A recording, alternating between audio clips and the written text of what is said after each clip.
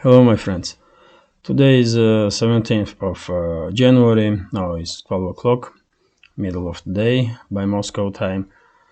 And this is gonna be a new video on my channel in which I'll give you latest updates on the news that are making headlines in Russian media outlets and in Russian language pages on different social platforms. And I will also share with you my opinion about those news. First of all, as you notice from the headline of this video, I like to say a few words about significance of recent Russian success in Solidar and Bakhmut direction. Of course, I'm talking about special military operation zone. So, as you probably notice, I'm quite active not just in comment section of my channel, but I'm quite active in many other channels too. I'm commenting, sharing my opinion. I'm engaged in a conversation, and I did see many times questions about significance of the recent developments on the front line, and I will try to explain as best I can what is really going on and why this topic is important. So to explain big picture, we should remember previous summertime when Russian side did to take control over the Lysychansk and Severodonetsk. That's important because that was a first line of defense that Zelensky's regime, not just Zelensky's, but this Nazi regime that are established in Kiev, did build up since 2014. So they had many years to construct defensive lines, and the first line was Severodonetsk, Lysychansk, which was taken by Russian forces in the summer of 2022. Second and most strong line in this defense infrastructure that Ukrainian Nazis build is Kramatorsk, not Kramatorsk, excuse me, it's Bakhmut and Solidar line. And now we are seeing that this line is cracking. Solidar is under Russian control, under full Russian control, even though Zelensky's Nazi regime did not recognizing this fact, but all of us knew that, and there is so many information about it. There is no questions that Russian side did control Solidar and surrounding areas. So this second and most strong line, which is Bakhmut and Solidar line, is cracking now, and in next few weeks, Bakhmut will probably become under control of Russian forces. And third line and most weak line in these defensive fortifications is Kramatorsk, Slavensk line. And one should say, that after Russian side will, one should assume that after Russian side will take control over the Bakhmut, then Zelensky's Nazi regime will have not much chances to keep control over the Kramatorsk, Slavensk defensive line for much longer. And once that third line will be taken by Russian side, there is nothing from there to Dnepr city, Dnipropetrovsk. Only fields, and some small villages that are not heavily protected. So that's why these developments are so significant, because after Russian side will crack these defensive fortifications that Nazi regime in Ukraine did build for last 8 years, then Russian side will have no hard time to take control almost on entire eastern part of Ukraine. So that's my answer to the question. I mean, why so many talks about this Solidar, Bakhmut, and why this is important. It's very important, and I hope I did explain myself well enough. So just imagine, I mean, those Nazis did have just 3 lines of defense on Western Front. First line was taken by Russian forces in the summertime. Now, second and most strong line of defense is cracking, and it's almost taken by Russian side. Bakhmut will become under control of Russian armed forces in 2-3 weeks maximum. I mean, it's not gonna take longer. I mean, we did see some reports that even Western so-called partners of the Zelensky's Nazi regime are telling them now to pull out troops from Bakhmut to preserve them for next battle. But so which means that, I mean, probably it will not take long for Russian side to establish control over Bakhmut, and after that will be done. Third and most weak line of defense of those Nazis are Kramatorsk, Slaviansk line, and I don't think they're gonna be able to hold that line very much longer. And once these defensive lines will be taken by Russian side, there's nothing is stopping Moscow to establish control over the entire eastern parts of Ukraine. So that's the significance of current developments. And now let's talk about some newest informations that we are getting here in Russia. If I may, I will take you to media sites that I did already open.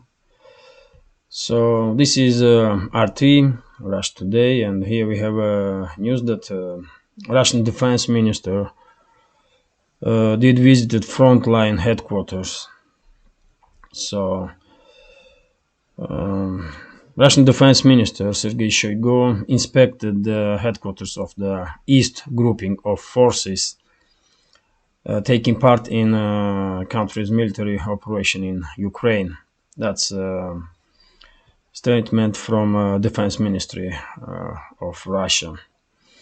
At the battle headquarters, Shoigu heard reports from commanders on the current military situation on the ground and maneuvers that are performed by Russian units.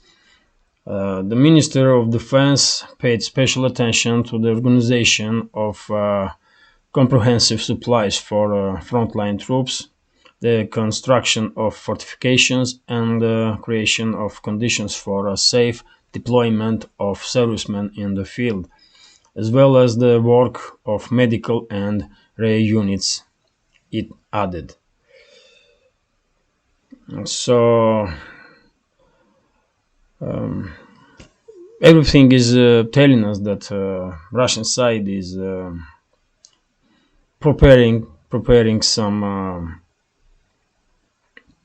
big moves in the near future, and recent appointment of chief of Russian General Staff Gerasimov on position of head of special military operation. And now we see Shoigu himself is visiting frontline and headquarters of special military operation. And all of this is,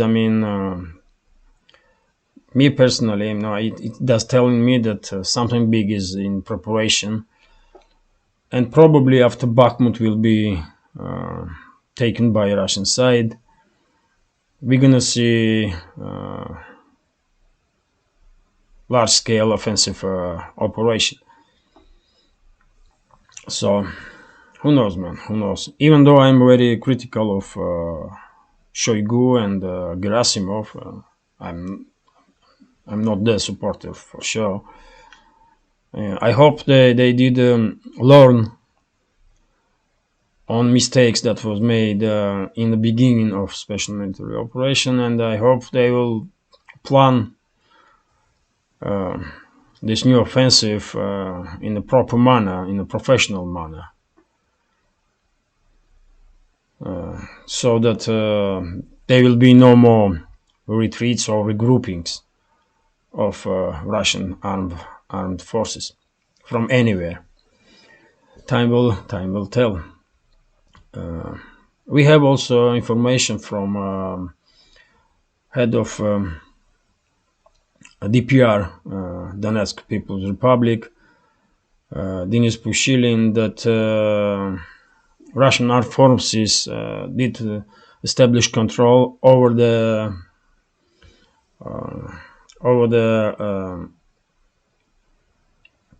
high ground, all high ground points around the village of Marinka, which is a suburbs of Donetsk city.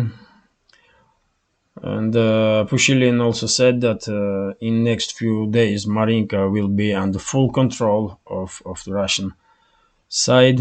He also said that Russian armed forces established full control over the railway station of Seoul in area of Solidar, and by his account, Bakhmut in and Seversk. He said that road that connects Seversk and Bakhmut. He's saying Artyomovsk. That's how Russian side refers to this city. So by his account, road between Seversk and Artyomovsk, which is Bakhmut, has become under Russian control, and Seversk itself is in tactical encirclement right now, and probably in near future Russian side will establish control over the Seversk too. The same we can say about Artyomovsk. It does seems like defense lines of Zelensky's Nazi regime truly are cracking, and it's becoming unbearable for them to hold lines. So that's interesting news. That's today's news. So it seems like yesterday and this morning Russian side did manage to establish to gain some control over the important areas of Marinka and around Marinka. So whoever has high ground, then he has ability to successfully manage offensive operations. What else, man?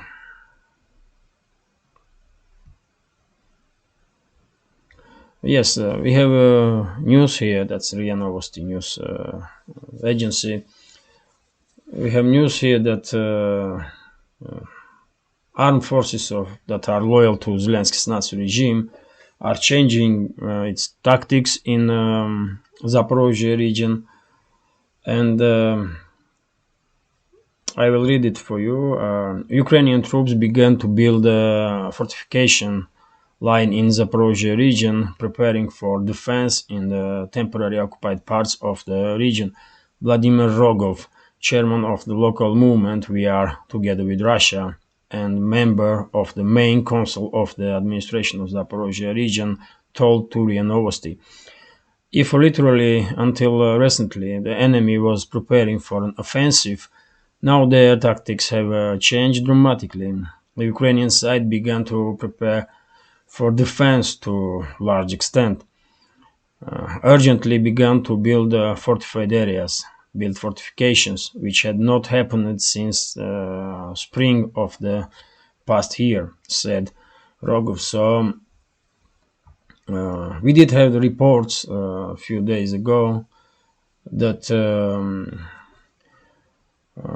Zelensky's Nazi regime did began to move some forces from Zaporozhye region to the north side of Ukraine, close to Belarusian border, and simultaneously move some forces in direction of Slavyansk and not Slavyansk, but Solidar and Bakhmut. Much of these forces were destroyed around Solidar, and some of them probably are now in Bakhmut, which means that this large grouping that was established by Zelensky's Nazi regime in Zaporozhye region, now is incapable of doing any offensive operations, and they are now digging in. What is left from that big group? They are now digging in and building some defensive fortifications, and they have some good reason for it, because in recent days in Russia, in Russian channels on different media platforms or social platforms, we did see circulation of news that Russian side may start offensive in direction of Zaporozhye. So who knows, man? There is much talk about Russian winter offensive. Probably everyone is in anticipation of this offensive, but no one truly knows, except few people. In Kremlin and in the Russian Defense Ministry. No one truly knows in which direction this offensive, or directions this offensive will begin. So, and when. So it seems like Zelensky's Nazi regime is afraid that one of the directions of offensive may be Zaporozhye region. That's why those groups of units, Ukrainian units that are still loyal to Zelensky, are now digging in Zaporozhye region. Even though, like few weeks ago, even in Western media were many reports about possible offensive of Zelensky's regime in Zaporozhye region. Now this topic is, done. There will be no offensive from those Nazis, man. What else, man? I do read. This information I'll give you a quick notice about it. Organizers of Australian Open. I'll read it for you, and you just say how sick this is, man. It's crazy. The Australian Tennis Federation, Tennis Australia, that's short name, has banned fans from bringing Russian and Belarusian flags to the stands of the Australian Open. The decision was made after complaint from the Ukrainian ambassador. as I said many times in my previous videos, man, Russophobia and xenophobia in general is disease. I mean, it's mental disease, and it seems like Western elites, are really sick with this disease, because I mean, it's shameful what they are doing, man.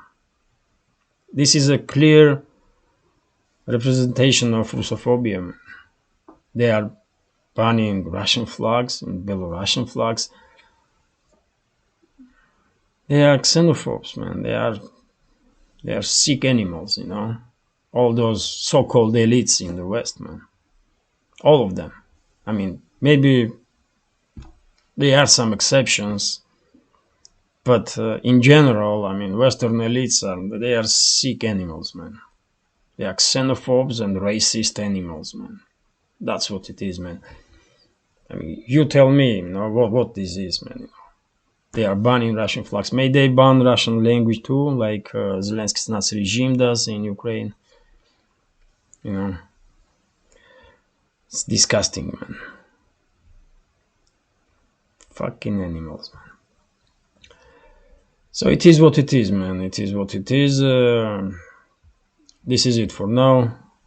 Probably, I hope you find this video interesting, and if so, please consider to push that like button,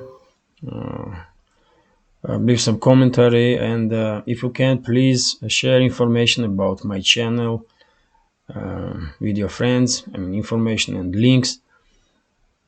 That way I will have a greater opportunity to reach a wider audience. Thank you for your time. Take care, and bye for now.